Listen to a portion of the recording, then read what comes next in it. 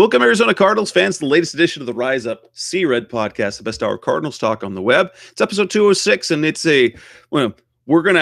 gonna feel like a rush show a little bit because the Cardinals play on Thursday night this week, and then we won't have a show till almost a week after the game is how it'll go. I'm your host, Jess Root from CardsWire.com, the USA Today NFL wire site for the Arizona Cardinals, and my co-host, as always, is Seth Cox from RevengeOfTheBirds.com.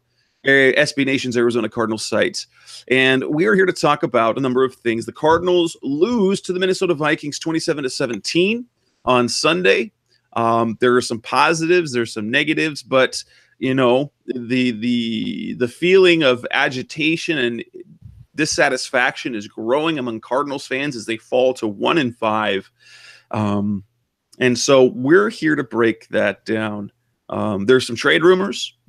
So basically kind of what we're going to talk about in this game, and we won't I think we'll probably end up spending the most time on the last segment, because by the time many of you listen to this game, the game will have already happened. So we're recording on a Tuesday night. The episode will drop Wednesday sometime, and then the Cardinals will play on Thursday. There's a new trade rumor. Thanks, Jason Luckenfor, whom I don't confide in terms of, I don't trust him when it comes to being dialed in with the Cardinals or the NFL in general. Another player is supposedly on the trading block. We're going to talk the good and the bad, the positive, negative from the game. We're going to look ahead at some matchups against the Denver Broncos, and then we're going to say is Thursday night a must win? Will there be a midseason firing, and what will it take for this staff not to make it, whether it's offensive coordinator Mike McCoy, whether it's Steve Wilks? There are definitely our fans already calling for their firing. But let's go ahead and get started, Seth, and let's talk about the first rumor. And now here is the thing. Last show, we were talking about the David Johnson talk, which was never really a thing. David Buchanan, Hassan Reddick, that was Jason Luckenfor of CBS Sports who said that Buchanan is likely to be gone, and Reddick is a possibility, and it is Luckenfor once more saying that the Cardinals are open to trading Patrick Peterson. Really, Patrick Peterson, they're open to trading him. And there might be even a little bit of fire to that, since former teammate of Peterson, Gerard Powers, even sort of suggested that as a rebuilding tool and a way to get Peterson in a situation where he can win, which is ultimately what he wants to do. When you saw that report, what was your reaction, Seth? No way, because it's more absurd from a logistics standpoint than the David Johnson rumor, because here's the deal. The most important positions in the NFL are quarterback, offensive left tackle, pass rusher, and cornerback. And all of a sudden now, like, you're seeing these speculation and reports that the Cardinals are willing or are open, or however the phrase is made, or listening to offers. That's what they use, listening to offers, because that means that there's no way it's going to happen. But if it does, I had the inside information. If it doesn't, well, it's just they didn't hear anything that interested them. So it's a win-win situation. But here's the deal.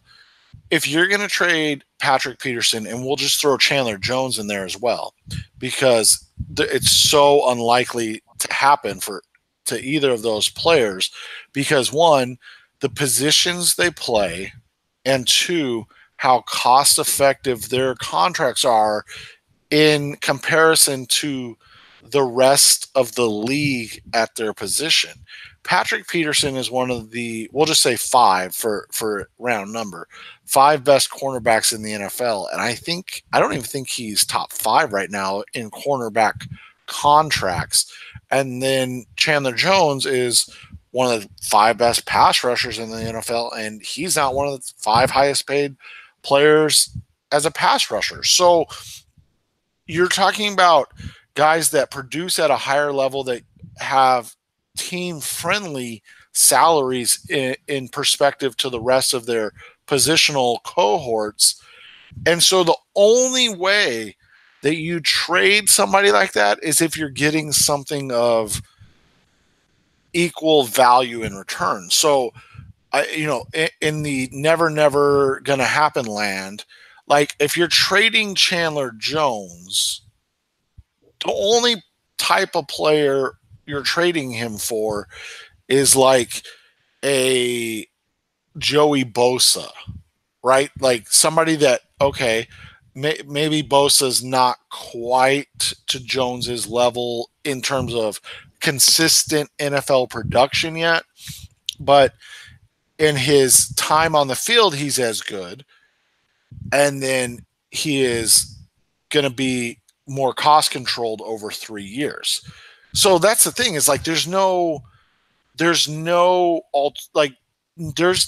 the Cardinals aren't the Raiders under John Gruden, where they're going to trade a franchise player at a franchise position for, a measly pick or two measly picks. Like it would have to be such a massive player and pick package that it doesn't make sense. And the craziest thing I saw was, and I won't say what site it was, but there was a SB Nation site that said if the Cardinals are shopping Patrick Peterson, this team, the team that they cover, should be interested. And then you go on to read it, and it's like they should be willing to give up a second round pick. And I'm like, whoa. What? No, yeah, right. So not only do you have one of the top cornerbacks, arguably the best cornerback in the game in terms of what he does, playing the best ball in his life, at the prime of his life, on a team-friendly contract for that position with 2 years still remaining on his deal, and you're going to do that for a second rounder. Yeah. Right. So that's my point. It's like, I don't think other teams' fans could even fathom what the cost would actually be, because it would be like, it would cost multiple first round picks, or again, like a first round pick and a player. Like, for instance, if you're looking at a team like, just say the New Orleans Saints, like if the Saints wanted to trade for Patrick Peterson, it would have to be including like Marshawn Lattimore, their young cornerback, and then like a future second round pick as well. Like, I mean, you think about Chandler Jones, who was entering his last year and had one productive season in 4 years with the Patriots, netted a second round pick. Patrick Peterson is on a completely different level. So, it's just one of those things where I don't think there's any way that any team can really come close to being able to pry away a player in the prime. The thing is, like, a Peterson deal is one of those deals that doesn't happen during the NFL season. It happens on draft night, or like right before the draft, when the Cardinals know what they're getting in return, right? Like they know, like, oh, hey, we're trading him to the New York Giants for the, third overall pick type thing. Like, you don't make that trade for right now to a team like the New England Patriots. Then you're going to get the 32nd pick in the NFL draft. Like, that just doesn't, that's not how it works. No, it doesn't make any sense at all. And, like you said about the whole idea of that report, and whether it's something that happened from information from a team, or say Peterson's agent, if he's trying to make things happen, when you spread a report, a non-specific trade report, as opposed to saying, the Cardinals are in active trade talks with the Philadelphia Eagles about cornerback Patrick Peterson, that's a different kind of report. But to say that the Cardinals are fielding phone calls or are open to the idea of trading Patrick Peterson, there's no way to have any sort of accountability when it comes to that, because, like you said, if the trade never happens, then there's nothing there. because you're just saying, well, they just never heard anything, whatever. And if it does, then you're like, yeah, see, it happened. When we already know that Steve Keim takes every phone call and every GM takes every phone call. So if the Jaguars called the Cardinals and said, hey, we're calling about Patrick Peterson, we're thinking this. Keim himself said sometimes it wouldn't, it wouldn't elicit more than just a chuckle. Or even, hey, we're talking, we want to know about Patrick. What would you consider? Keim's not even saying that he's open, say, well, tell me what you got. He wouldn't give them a price. He would just say, well, what are you willing to offer? Because Peterson, I mean, it just doesn't make sense. It doesn't make sense on any level because plus, if you trade Peterson, who's going to be your starting cornerback? It's one thing like when they made the Kevin Cobb trade long ago and they traded Dominic Rodgers-Cromartie. The Cardinals knew pretty much they were going to get Patrick Peterson. They knew who they were drafting overall, likely. And, it's like the situation when you have a young quarterback behind you. Well, say the Kansas City Chiefs a year ago in the offseason. So they trade Alex Smith, but they had Patrick Mahomes. So say the Cardinals had drafted, Jalen Ramsey, Marshawn Lattimore, that sort of type of player. And they go, okay, we've got a top flight equal cornerback talent under cost control. Yeah, Patrick's expendable. Let's see what we can get for him. And NFL trades don't work like Major League Baseball trades. So in Major League Baseball, you could trade someone like Patrick Peterson of his caliber and net in a rebuild all sorts of prospects. Oh yeah, you could get NFL. You get like 8-9 guys that can, right? Or you could get 4 top flight like that. Right, exactly. Right. You just can't do that in the NFL. It doesn't work like that because it is really a year-to-year business. So, yeah, it's not going to happen in midseason, and unless he becomes, actively up. Right, unless he begins to be a guy that is looking to be traded and saying, and even then, he's a team captain, so it's not like he's going to sour the locker room or become sour in the locker room. This is the type of player, like if you look at Sam Bradford, who, team captain, got demoted to the third string, and while he's kind of been incognito except for one interview with the media, he's still a great teammate. It's awkward for him, at least for the public eye, but he has no problem with his teammates. Right. And it's one of those things, again, you look at it, I don't know. I mean, obviously, every team, like you said, has a price, and there are packages that could be put together to entice you for a player. It's actually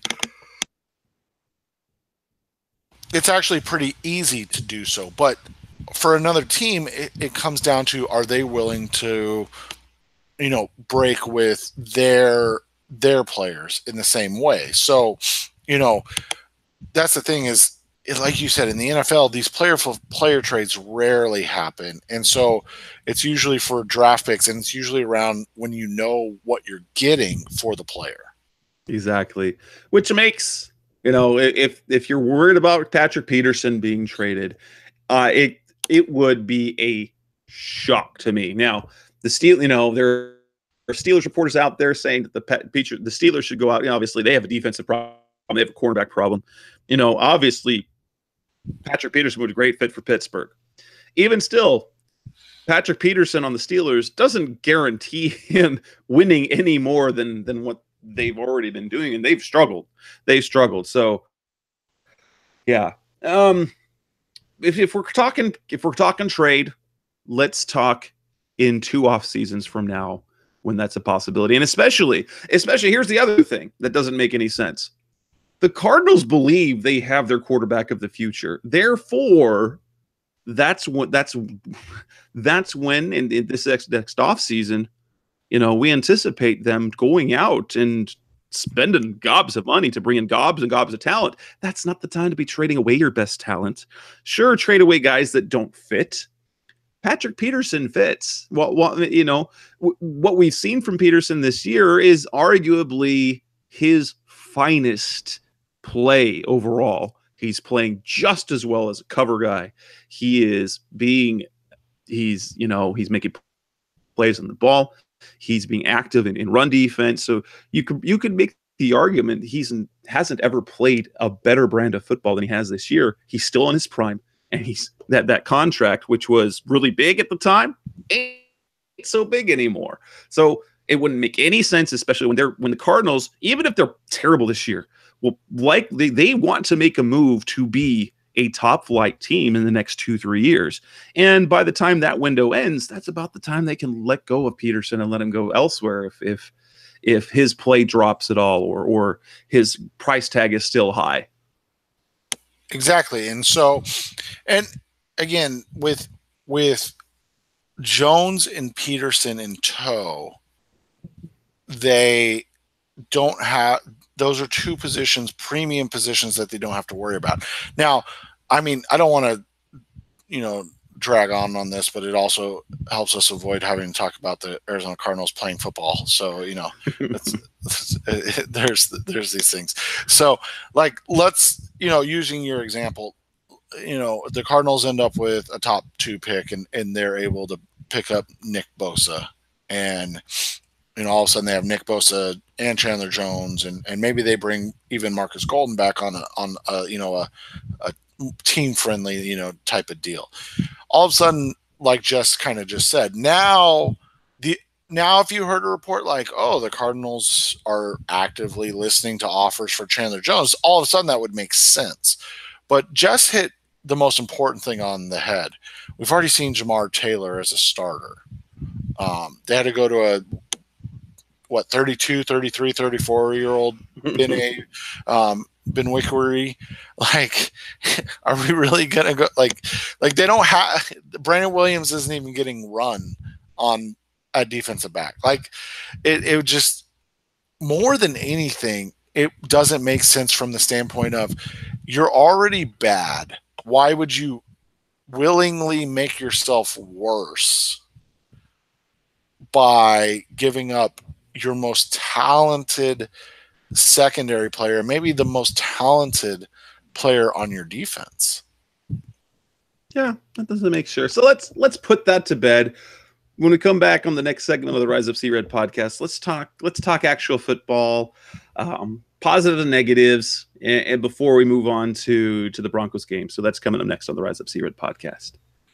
And a reminder from our friends over at Harry's, that deal is still available for listeners of the podcast. I love my Harry's blades. I love the Harry's program, if you want to call it a program. I love the blades. I love the close, comfortable shave. I love the shave gel. I love the way it smells. I love the way it feels. And I love the price. I love the quality of shave I get when I shave tomorrow morning, Wednesday morning. It's shaving time again. And like I just said before, I ditched the electric blade razor and I went with Harry's, and I don't regret it at all because it gives you the quality of those name brand blades with the price that's not much more than that. It costs more than the disposable, but it's so much better the quality. But you can get them delivered right to your door, $2 a blade compared to $4 or more. And here's the trial offer. For our listeners only, get a $13 value trial set that comes with everything you need for the close, comfortable shave.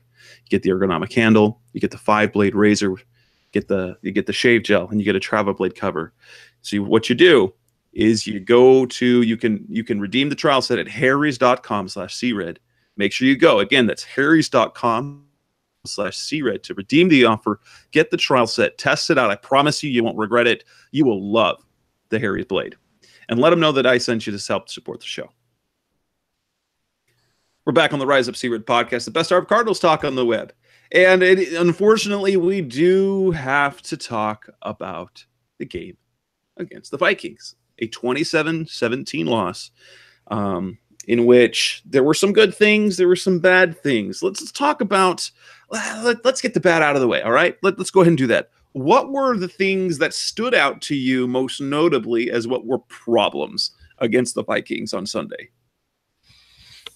I think the first thing you notice with the problems for the Arizona Cardinals continues to be offensively. The run game is just, I mean, it's non-existent. I guess that's the easiest way to put it, right?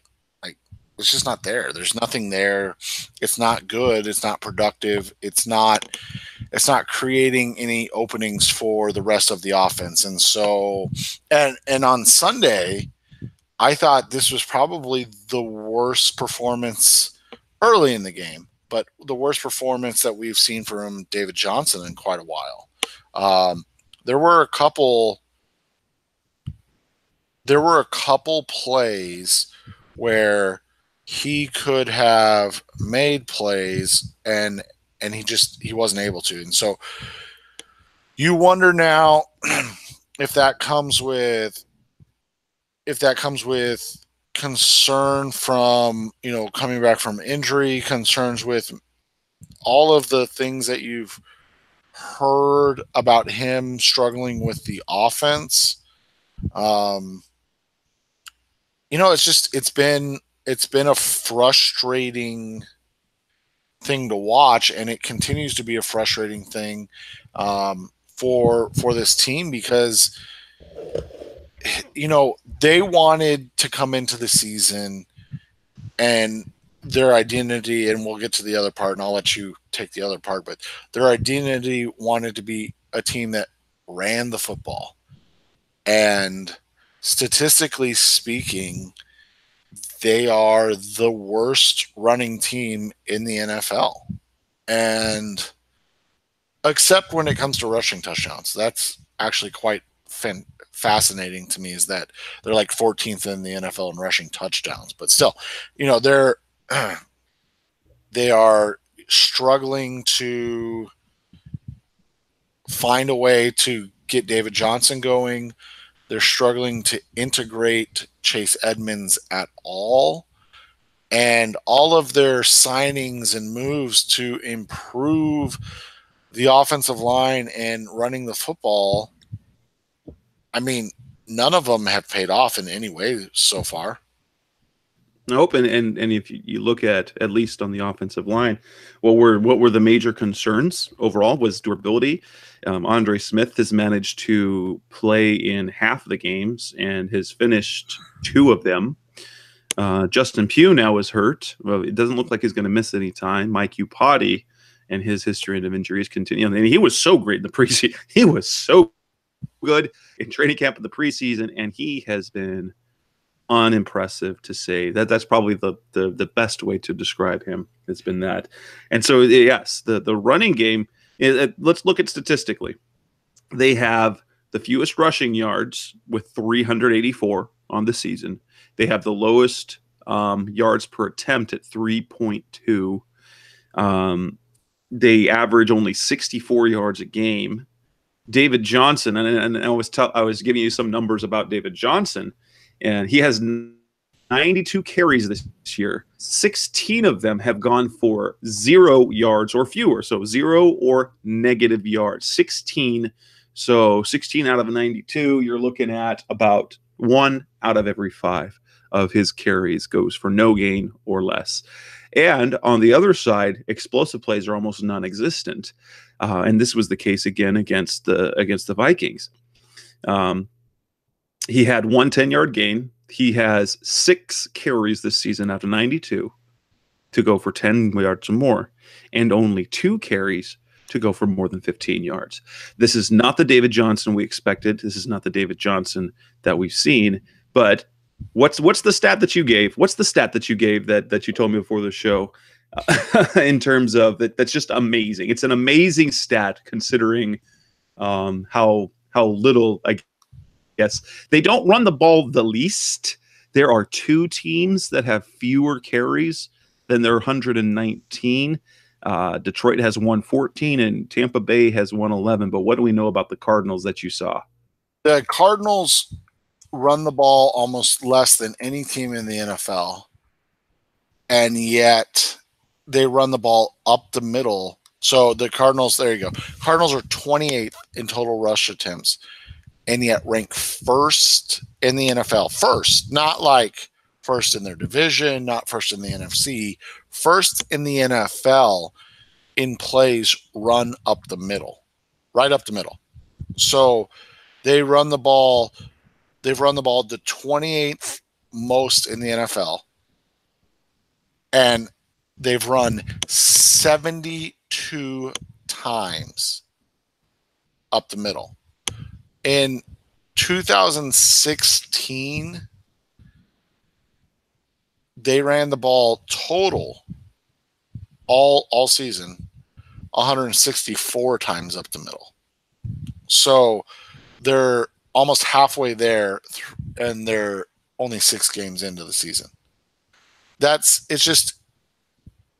just an incredible, eye-opening stat to how ineffective the run game has been.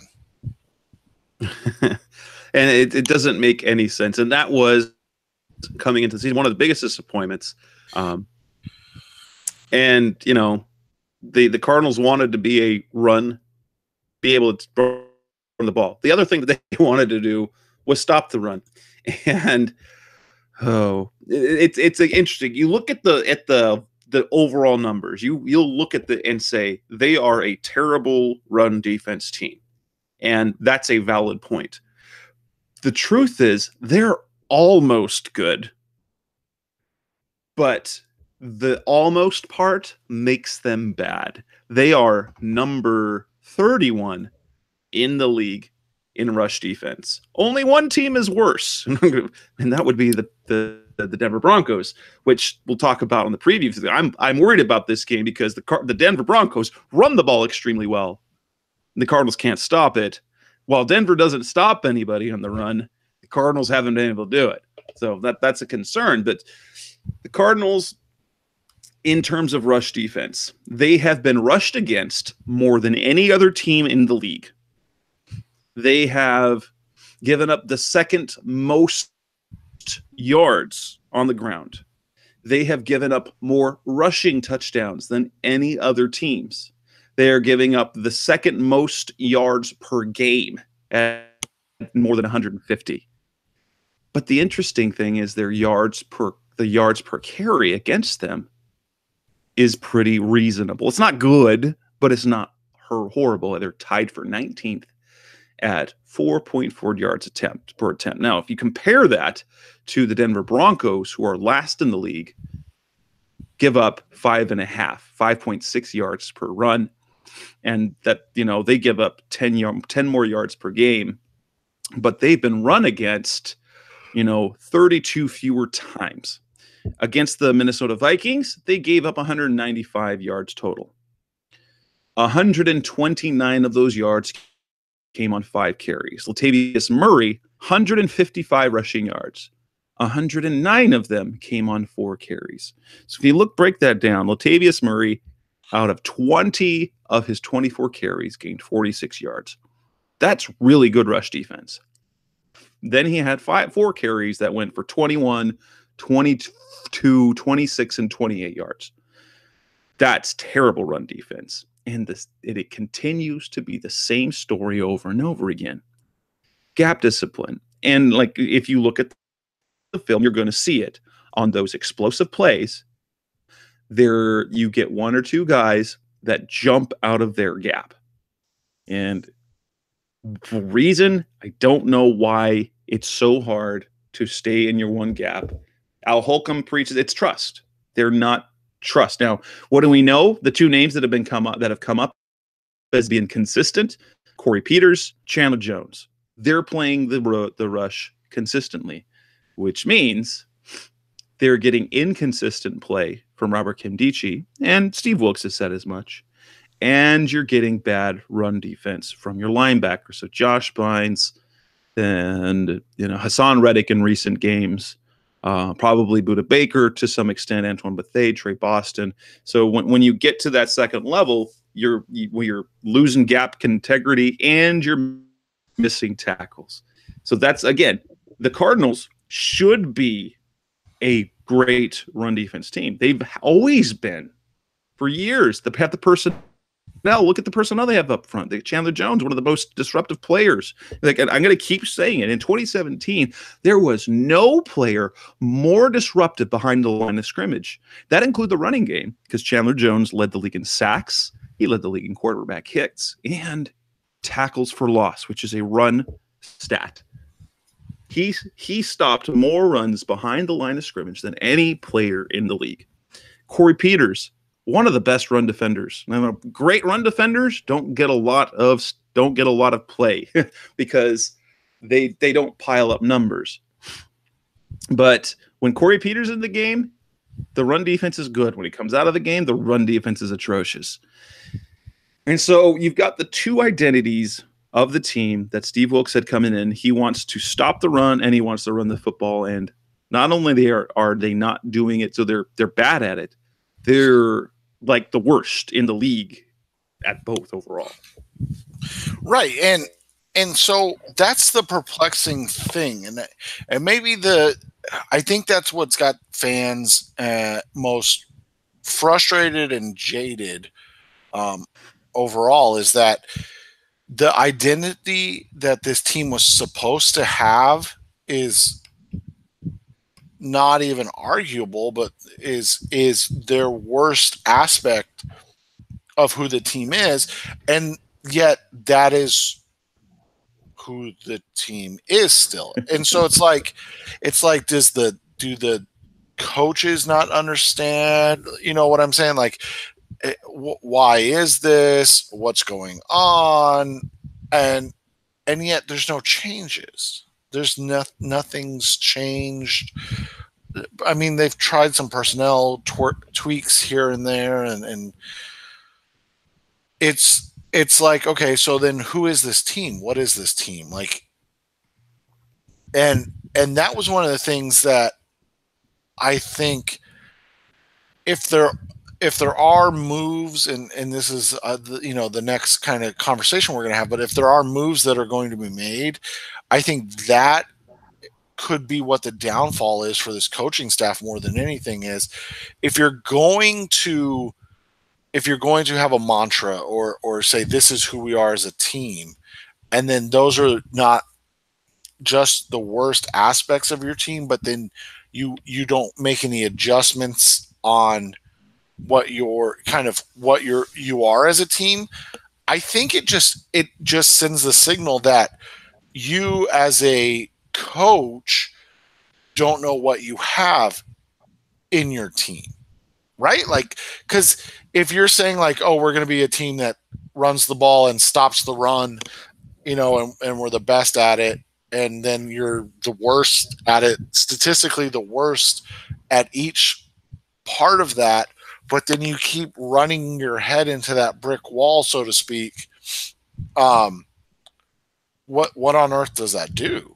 Like, other than to signal that you don't understand your personnel, and or if you do understand your personnel, you can't coach it up. So like, it doesn't reflect well on the coaches if that is the mantra and what they're trying to do, and it just isn't working at all.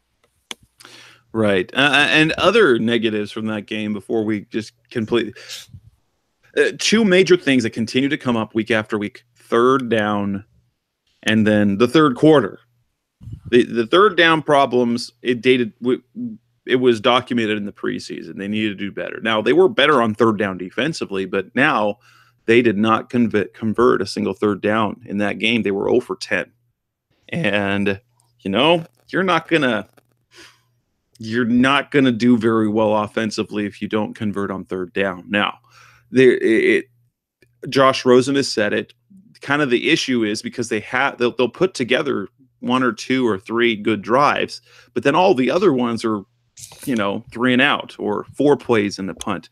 It's either kind of feast or famine, and that it's just you can't do that. And then the other part is they haven't scored a point in the third quarter.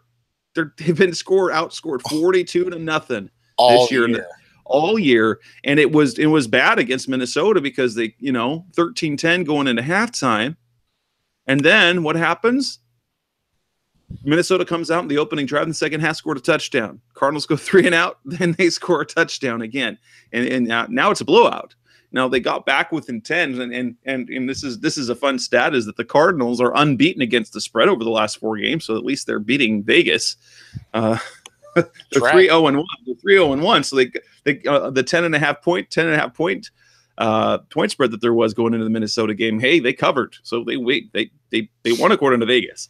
That said, it doesn't make any sense at all. That it's one of those mind-boggling stats that they've been outscored 42-0. This is where they're losing their games. In the games where they've had leads, the third quarter is what kills them. And then they haven't been able to make plays in the fourth quarter to do it. But if you put yourself in a hole in the second half in the third quarter, you're really limited. You're limiting yourself in terms of time to be able to make things happen.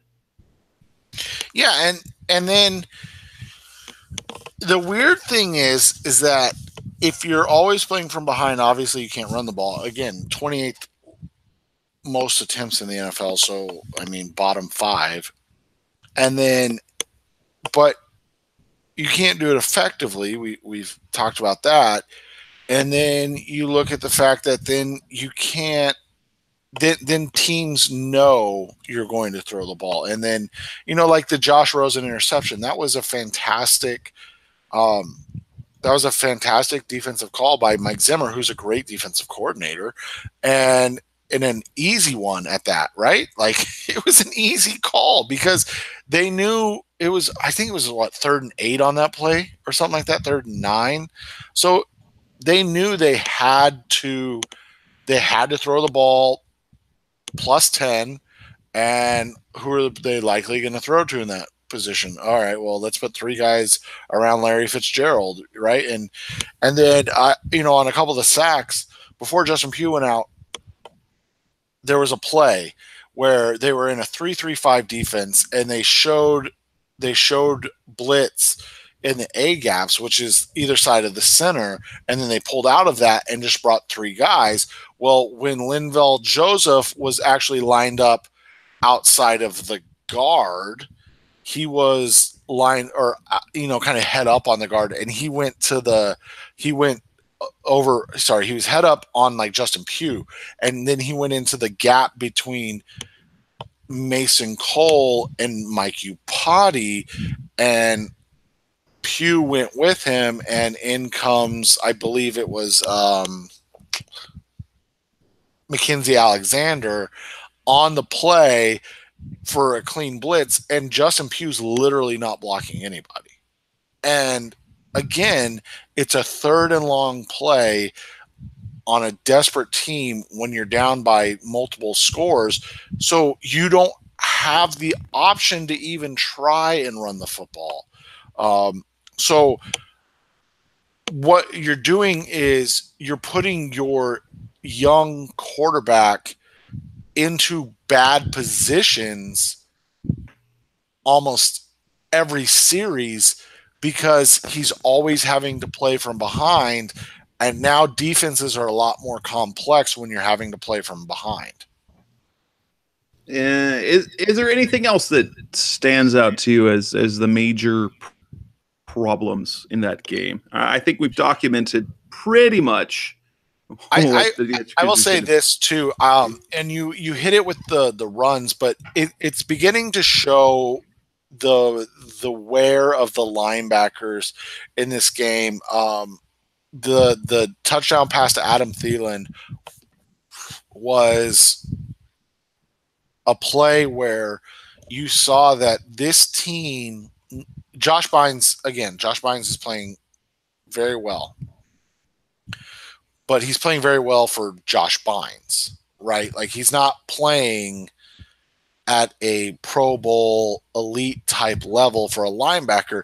And we see now that Wilkes's defense is so linebacker dependent, and it's just not fair to a guy like Josh Bynes to have to do that. So, that play where Bynes ends up on Thielen and he's supposed to carry him down the seam and it just doesn't happen.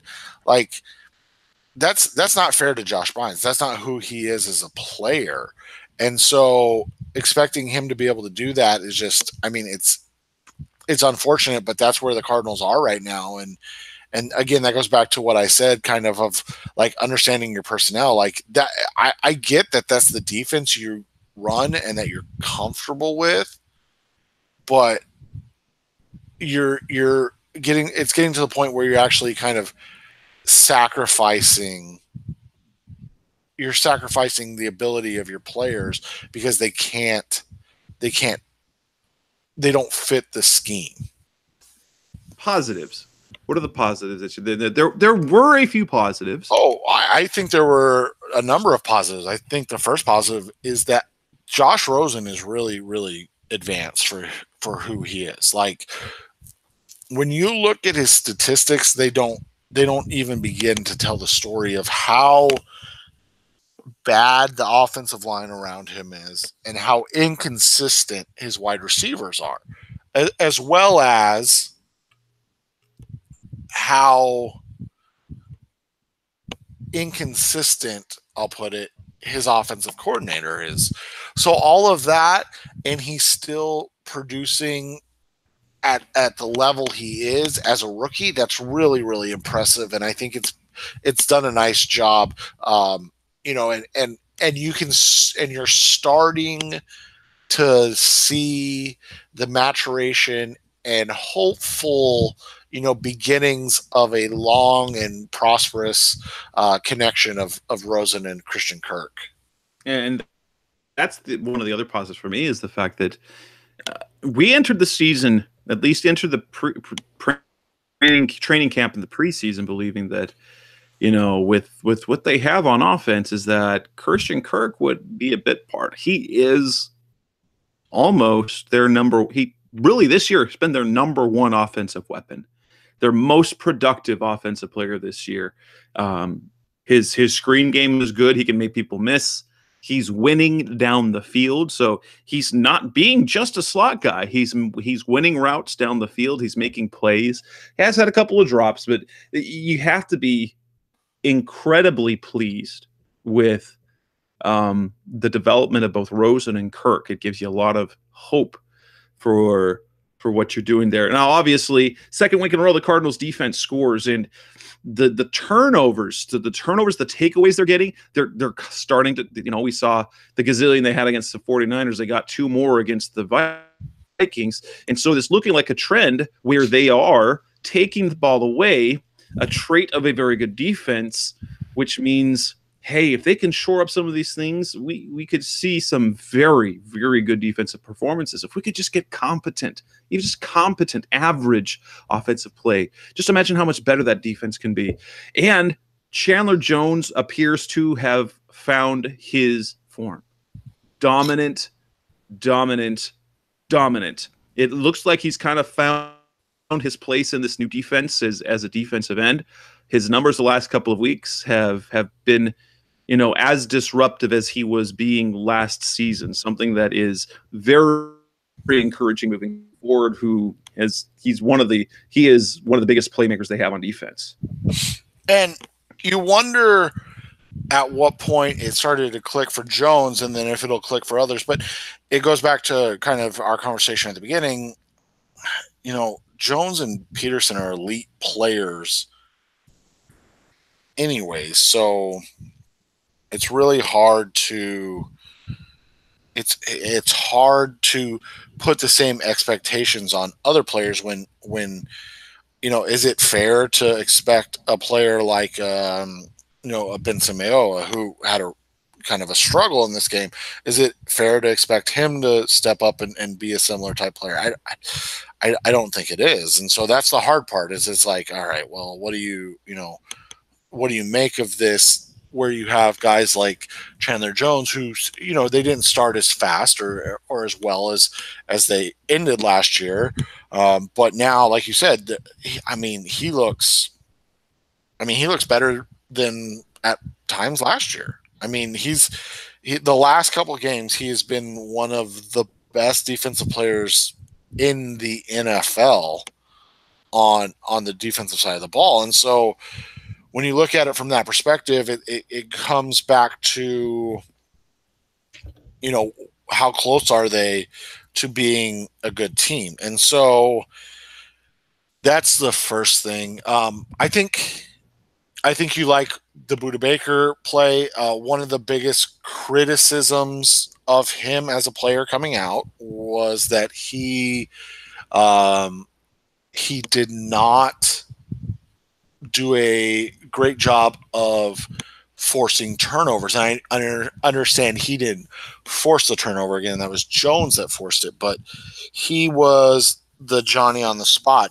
That was probably the most Tyrann Mathieu honey badger type play that we've seen out of Buda Baker thus far. In the fact that Mathieu had this like sixth sense of where the ball was going to be and being there to make a play. And that is what made Mathieu a unique and, special all-pro type player. And to get Baker to that level, and even to expect him to get to that level again, because like Mathieu's ability was innate, is unfair, but it sure did look really good on Sunday. And I think I'm going to continue to praise him. I think you have to continue to praise Patrick Peterson for his play and the way he's really worked at being physical, because that's not his comfort level. It really isn't. And so I think you have to praise him for what he's done and how he looks this year. And with that, we'll move on to the next segment of the Rise Up Sea Red podcast. When we come back in the best hour of Cardinals Talk on the web, we're going to talk about the matchup on Thursday against the Denver Broncos. So that's coming up next on Rise Up Sea Red. We're back on Rise Up Sea Red podcast, the best hour of Cardinals Talk on the web. And let's move on to the game against the Denver Broncos and kind of talk about what we see from both teams in this matchup. Two of the most struggling teams, the Cardinals have struggled really all year. Denver has lost 4 straight. Where are the matchups that you believe are the ones to kind of pay attention to? That's tough because this Denver team is really, they're not good. But one of the things that the Cardinals have struggled with this year, and after watching San Francisco last night against Green Bay, I truly, truly believe if Matt Breida, or however you say his name, had not gotten hurt in that game, that the 49ers probably win that game. And so when you look at it from that perspective, you see that this is a team in the Broncos where the Cardinals can take advantage because Case Keenum's, really not a good quarterback, right? And what he's been is very turnover prone, which is what the Cardinals have been taking advantage of lately. Right. And so that's the thing is, so when you look at it from that perspective, that is an advantage for the Cardinals. But here is what the issue is. Here's what the problem is. The Broncos run the ball extremely well. They just don't ever run the football.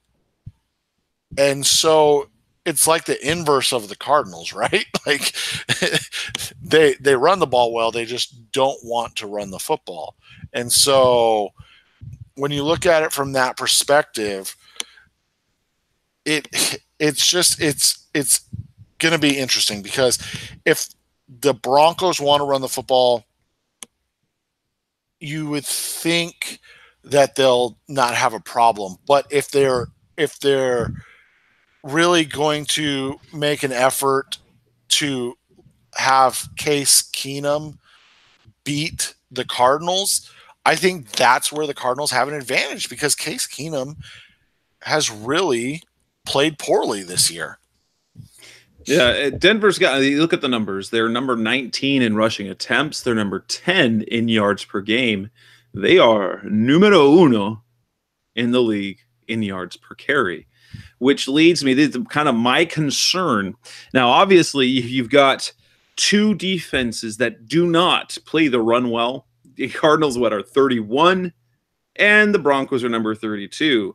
The problem is, and so you think, well, this is the game where David Johnson can break out. Well, maybe. But here's the thing. The Cardinals' rushing attack is bad. And so you put a bad rushing attack against a bad rush defense. You don't know what you're going to get. Denver's got a good rushing attack against a bad defense, which tells you, oh boy, this could get ugly. Now, but the thing is, they don't run the football. Like I don't understand it. You have Case freaking Keenum as your quarterback, and I understand that they've been playing from behind quite a bit, but you really want to do that? Like, you want to put the game in Case Keenum's hands? That's just irresponsible football to me.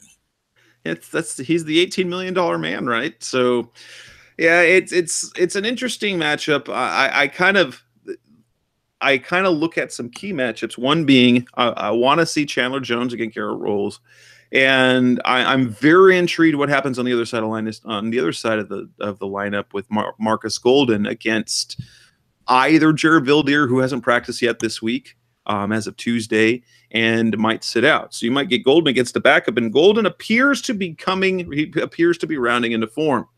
Another key matchup for me, which, Patrick Peterson against anyone, but I'm also want to see Case Keenum against the defense overall. Can he fight his turnover proneness? Because he was not turnover prone a year ago. Case Keenum has always been turnover prone because he is not afraid to throw the football. He's not afraid to put the ball into small windows and doesn't always do it well. On the other side of the ball, what to do? Can Josh Rosen overcome? Can he, play off that home field and do what he did against Seattle, only have his receivers come through for him? Now, it's going to be interesting because, they do have two very good pass rushers, one Von Miller, one Bradley Chubb, the rookie. And it's going to pose a little bit different challenge because of their rush positions, because they don't play up on the defensive line. So these are rush linebackers, not a traditional edge player, not a defensive end, but they play a rush linebacker in a 4-3, which will make for an interesting matchup for whoever is playing on the offensive line this week. Yeah, and that's a thing that's hasn't been there this year. I know Von Miller's been dealing with some injury issues. I talked with the guys at Mile High Report, the Denver Broncos SB Nation site, and one of the conversations I had with them, and one of the questions I asked them was, are Broncos fans okay with passing on Josh Rosen at this point for Bradley Chubb? And they said no, but that he finally had his, quote unquote, breakout game last week against the Rams, who, let's be completely honest, have a much better offensive line than the Arizona Cardinals. And so that is a concern to watch because Von Miller hasn't been Von Miller this year. Bradley Chubb has not shown to be worth the 5th overall pick through the first 5 games, but then he starts to get it and turn it on in game 6. Oh man, and then of course you get him on a short week in game 7, coming off a game where, you had 2 starting offensive linemen beat up and leave the game injured. Andre Smith's always basically a coin flip, right? If he's going to make it through a game. Oh, sorry. And then you had your main backup have to leave the game. Do we even know what's going on with the Vujanovic guy? He hasn't practiced either. He's, they lost 3 guards against the Vikings. Right. And so that's the whole thing that you look at is you like, okay, so we're going to move Wetzel to left guard.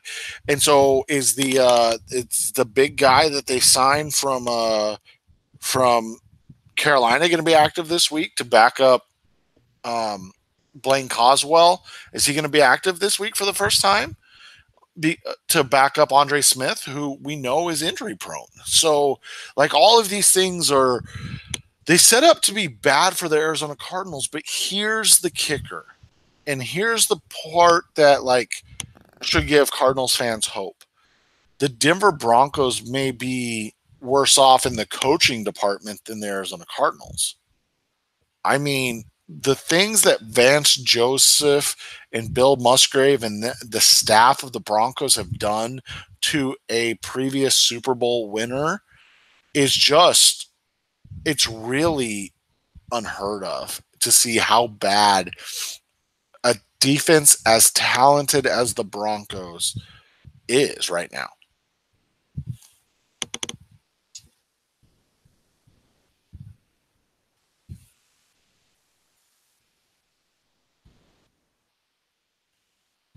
I think we lost Jess for a second, but when you look at this game in Thursday night, there's always that aspect of things as well. The Cardinals are coming off a game where they struggled a little bit, and you see the aspects of this team needs something positive going into this 10-day break before they take on before they have one more game before the bye. And so how do they come out in this game? How do they get ready for a game against another struggling team? And where does that come from? And the thing is with the Broncos, they are playing really bad football at this point. And so when you have a rookie quarterback in Josh Rosen, even against elite defensive players like Jess was talking about, it can still put him in a position to have a big game. Now, we've talked about maybe overcoming the offensive limitations, whether it's the line, the backs, the wide receivers, or the play calling, but this is the type of game where bad teams can find a way to get kind of healthy and have productive games. And I think that's where this is going to get interesting for the Cardinals, is because are they going to show some fight? I thought they actually showed fight in the Vikings game. I don't know what you thought about that. It did look like it, and that's the part that was good to see, is that while they had problems, there was a little bit of spark of life. I mean, defensively, they were feeding off, and obviously they had the run issues.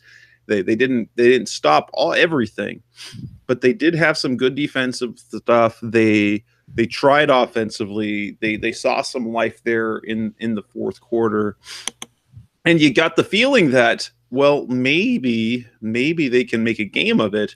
They didn't ultimately, but hopefully a return home. But they didn't look incompetent. Right. Offensively, they did at times, but they didn't look incompetent. And that's what you want to see.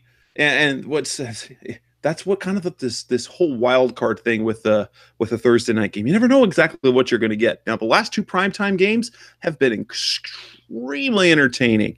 We could see the same thing again, because I'm not sure which way you end up going, whether you're going to end up with a lower quality defense or a lower quality offense. It could turn into it could be one of those very ugly games for 3 quarters, and then things pick up in the fourth. But I anticipate them coming out and playing okay. I'm not saying that they're going to be good. I'm not going to say that they're going to execute. They're going to come out and be clicking on offense. But, like I mentioned in the show last week, maybe what they need to open up the running game is to finally have the passing game click overall. And they began to do that last week. But as week to week goes by, maybe we can actually see, Josh Rosen being given more to do, because guess what? He can handle it. Right. And that's the thing, is it's going to be really interesting to see if this team can, it's going to be interesting to see which team is actually worse, because there's a lot of talent on both of these teams, and there's a lot of what has been. I mean, for the Broncos, this may be Vance Joseph's last game if they come out and lay another dud against what has admittedly been a very bad Cardinals team thus far. But on the flip side, for the Cardinals, if they have a good game, does that start to spark a turnaround and more belief in the coaching staff? I don't know. That's what's going to be interesting to see how this not only shakes out, but then the fallout from the next day. And that's what we're going to talk about next on the Rise Up Sea Red podcast, Best Hour Cardinals Talk on the Web. We'll come back and we're going to talk about, is this a must win? What sort of heat will the Cardinals coaching staff feel? Is there going to be a midseason firing? And ultimately, what's it going to take for this staff to not make it to next year? That's coming up next on Rise Up Sea Red. We're back on the Rise Up Sea Red podcast, the Best Hour Cardinals Talk on the Web. And let's talk about the situation here. I don't know if this is a must-win game or not. At 1-5, I don't know what the mandate was, and that's the hard part about this. I'm not sure what the mandate was from the front office, what type of – they got off to their bad starts, and if they were given a mandate as to, okay, this needs to happen, or if now they're just looking for, hey, we're going to try and win games the best we can, and we're going to look for progress. We want to make sure that this coaching staff is getting the team in the right direction, even if it's not resulting in wins right away. We're looking for direction. Or maybe there isn't some sort of ultimatum going on. But the thing is, there's speculation. To be fair, this hasn't been a case where we've heard reports of discussions within the organization whether or not to let Mike McCoy go, or Steve Wilkes, or there's been no real job security discussion other than speculation by media, because it's natural to talk about this with the nearly historically bad numbers the Cardinals are putting up. Do you see a scenario in which Mike McCoy is actually let go during the season? I'll tell, like I said before the show, I'm not sure that'll happen. And I'm not sure the Cardinals want to go that direction because of Josh Rosen, if they want to start doing that carousel of offensive coordinators that many young quarterbacks do. I think I think it's possible because they are so inept right now.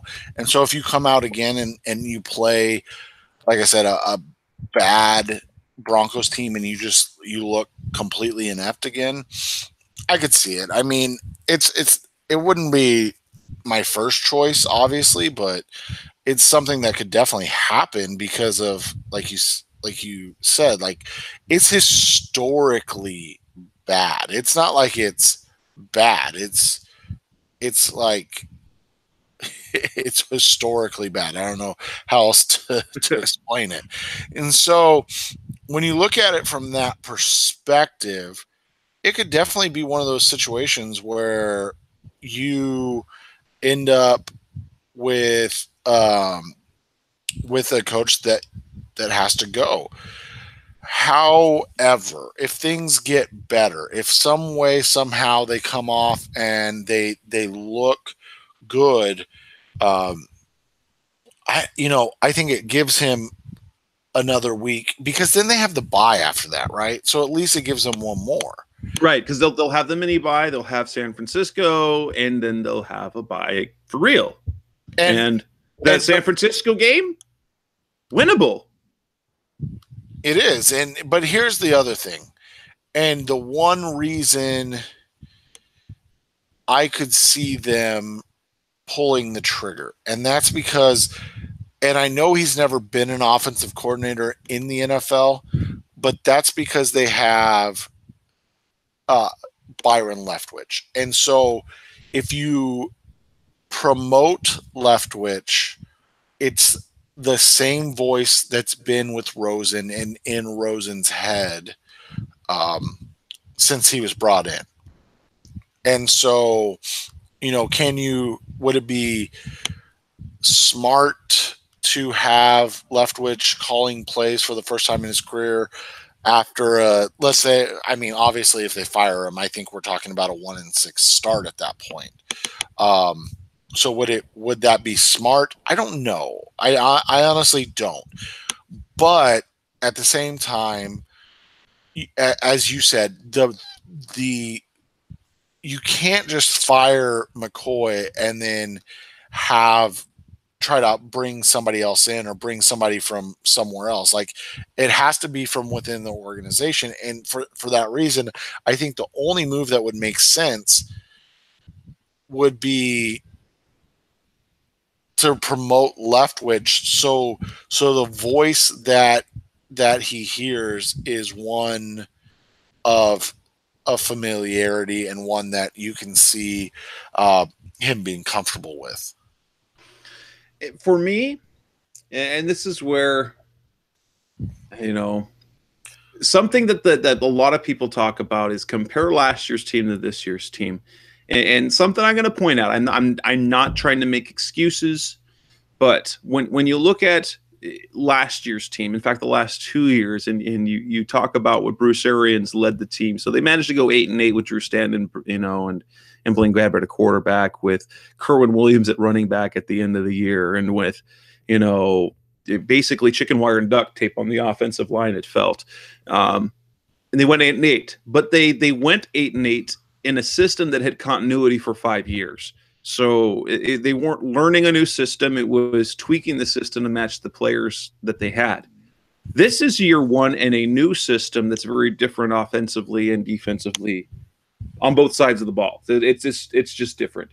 And so while it is logical to say, well, this team, look at last year's team. This is atrocious, and we're going to keep pointing to this as the message is from Josh Rosen, from Steve Wilkes, from Al Holcomb.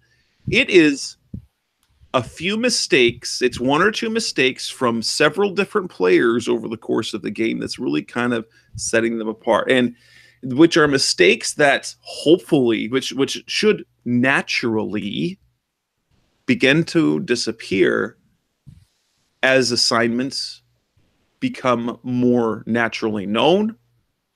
People start buying in more. And so, while things look inept, it's not like they're just, everything is terrible. There's enough terrible to keep them. And Josh Rosen said it. It's like, we're a good football team that's not performing well. And the results makes them look like a completely inept team, and offensively they look kind of inept. But they're not that far from being solid, and that's probably the best way to describe them. They are almost good, but that almost is far enough away that they look bad. And in the end, what ends up happening is it just becomes a Band-Aid on a problem unless Leftwich is willing to kind of really change the playbook more than anything, which means that you probably would see similar struggles. So let's just say they fire McCoy on Friday, right? Like, they're 1-6. The offense is still on a historically awful pace, and so they decide, okay, we gotta make a move. We can't continue this. And I mean, it's not like you come out and expect Leftwich to perform a miracle and they're putting up 42 points after 10 days, and which would really be like 7 days of practice. It's not like you're expecting them to come out and perform miracles. Like, it doesn't happen that way. And so, you'd probably see another 21, maybe a 24 point offensive output, which would be huge. I mean, let's be honest, that would be the most points the offense has scored this year.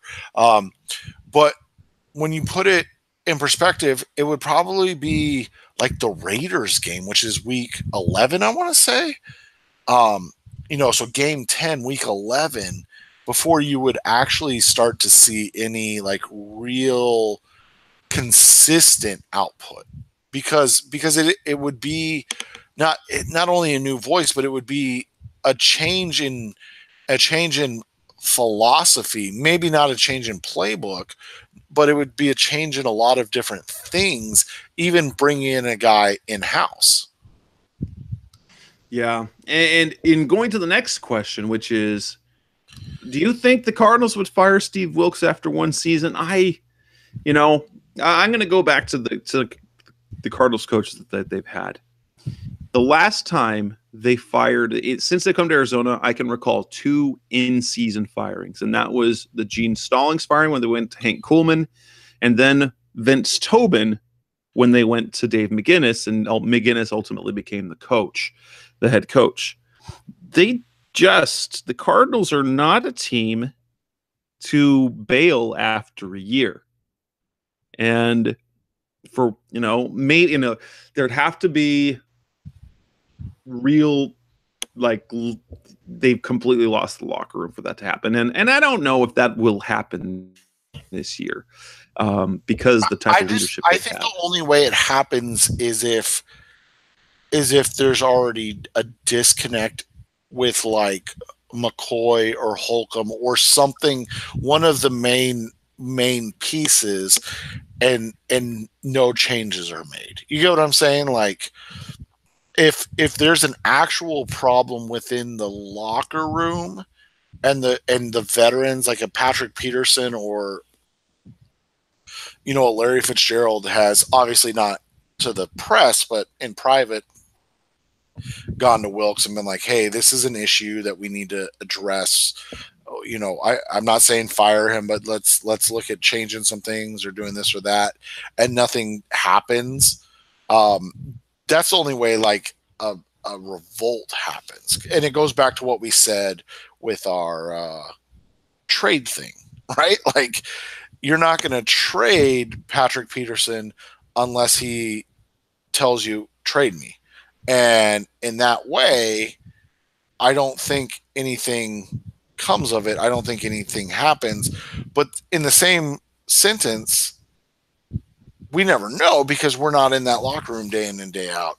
And so who knows? Maybe there's already unrest. And that's why, because while media does create speculation and narrative, they also do have inside information. And so there can be voices that they hear that are telling them like, hey, like, we don't like this offense, or we don't like this defense. We're unhappy with X, Y, or Z. And so if that's actually happening, maybe that's where, because that's the thing that's different to me is that when you're hearing guys like John Gamadoro and Dave Burns talk about it, or you're hearing Ron Wolfley make a plea that this is ridiculous. He's a great NFL offensive coordinator and he shouldn't even be on the hot seat type thing.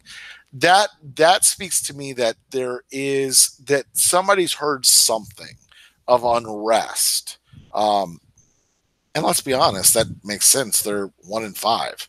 I mean, they're a bad football team. So when you're a bad football team, there will be players that are expectedly unhappy. And so from all of that, I think you could see something on Friday. I don't think so. And then you could see something after 1 year, but like you said, I think it would have to come from a number of veterans, like not just Larry Fitzgerald, although he should have, some of that cachet built up.